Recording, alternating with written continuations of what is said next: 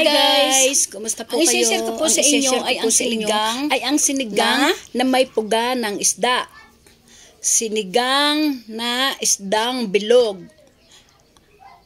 Ito po ang isdang bilog, parang imelda, ngunit hindi din siya karpa. Yan po ay isdang Taiwan, mas kilala sa tawag na isdang bilog. 50 pesos lang po ang isdang yan, 1 kilo. Dati po 40 pesos lang po.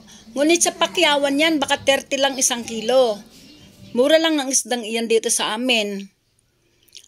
2 piraso ang binili, 2 piraso. Yung isa ang aking iluluto. Isisigang ko po itong pinapakita ko sa inyo. Nakahiwa na po siya. At may puga. Ayan po. Ngunit yung isa po, mas malaki ang nakuha na puga. Yan pong nasa bandeha na yan. Mas malaki po ang kanyang tiyan sa aking niluto. Yan, nakaready na po lahat ng gamit. Ang bawang, luya, sibuyas, sili, 2 uri ng sili, kamatis, asin, sampalok na inilaga ko na po yan. May konting talong na natira sa rep, may pechay bagyo, at pampalasa, patis, mantika, at ang isda. Ayan po ang aking iluluto. Paano ko po yan iluluto para sumarap? Yan, ang bawang ay ipababrown ko po muna ang bawang. Kasi po ang isdang bilog, sa mga una ko pong vlog, sinabi ko na po yan na hindi masarap. Hindi rin siya malansang, ngunit hindi rin siya masarap. Ayan, luya. Bawang, pag na-brown na yung bawang, luya. Ganyan naman po ang ordinaryong pagluluto ko po. Konting mantika lang po. Dati marami akong magmantika, ngayon konti na lang. Ayan, sibuyas. Mga maliliit ko pong sibuyas na na-stack, kaya po maliliit ang hiwa. Ayan, mantika, bawang, luya, sibuyas. At isusunod ko na po ang kamatis. 6 na pirasong kamatis.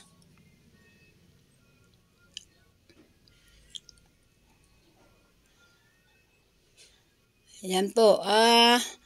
Konting gisa-gisa lang. Lalagyan ko na ng patis.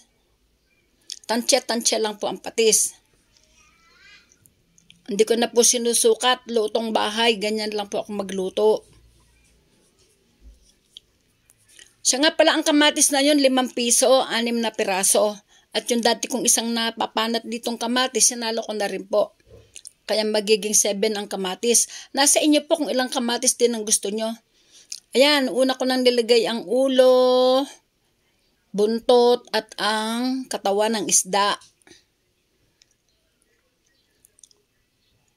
Malaki ba naman po ang isda, kaya akin pong binibidyo. Pag po kasi maliliit na isda, hindi ko na po yung binibidyo. Bawal po yata ang maliliit na isda na ipinakikita sa video. Yun po kasi ang napanood ko noon. Kaya dapat malalaking isda lang po. Sa mga napapanood ko po kasi pag maliliit na isda, ibinabalik po sa tubigan. Sa pinagkuhanan, sa ilog, ganun po. Kung saan nahuli. Bawal po ang maliliit, kaya malalaki lang. Marami po akong video na maliliit na isda. Naalala ko po iyon. Kaya pinagbubura ko po yung video ko doon at puro malalaking isda lang ang ipakikita. Ayan, ang 3 sili. Piso yung 3 sili na yan. Ata, yan po natandaan ko. Noon mahal yan, 3-5. Ngayon po, piso yan 3. Yung talong na malapit ng mapanat. Pwede pa po yan. Hindi naman siya magulang. Mga ilang days na yun sa rep.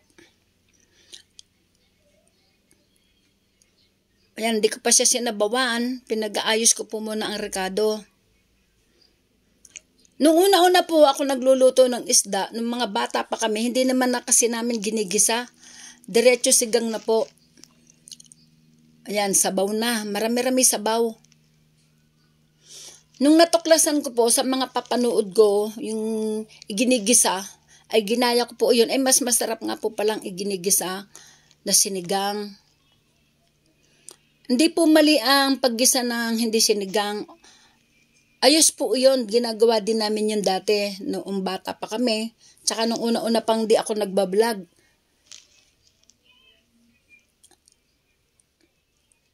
Mas masarap nga po pala ang ginisa. Para sa akin lang po. Konting mantika lang naman po yun. Ayan, nilagay ko na po ang puga ng isda. Minsan po yung malalaking isda na yan, isang platong puga ang nakukuha. Ayan, hindi siya masyado, kalahating mangkok lang. Ayan. Ang sampalok po ay bakbakin na ang balat. Hindi ko na po siya mapiga-piga. Matigas na po ang buto. Nalis ko lang ang balat. Iniwan ko na rin pati buto. At meron pa akong kalahating natira ditong pang-asim na sinigang. Ay minix ko na po. Kasi bakbakin na yung nabili ko sampalok, 10 pesos po yun. Mahal ang sampalok ngayon. Bagay, uso na ang santol at marami namang mabibili na powder. Minix ko na po ang powder. Kailan lang kasi nagsigang kami, santol lang ginamit ko.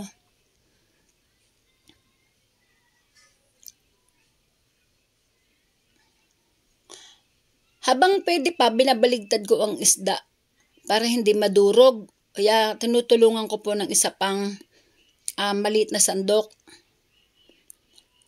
para di magkadurog-durog.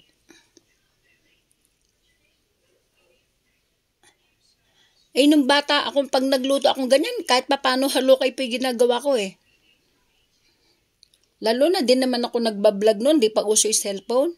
Kahit paano, kaya pumisan durog-durog ng isda.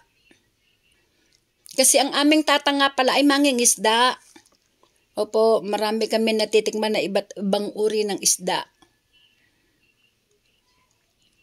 Ayan na ang sampalok na nilagyan ko ng powder. Sampalok. Hinalo ko po ang buto.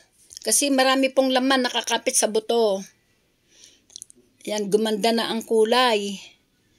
Nung hinaluan ka pa ng powder pampaasim, ayan, nilagyan ko na ng magic.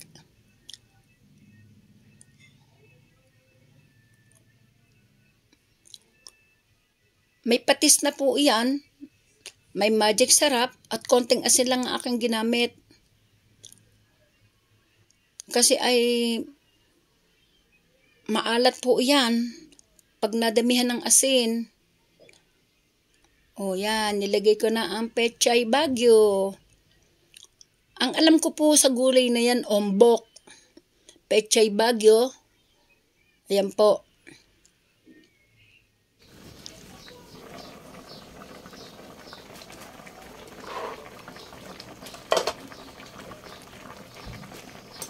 Ay, nalis ko nga po pala ang sound or volume dito.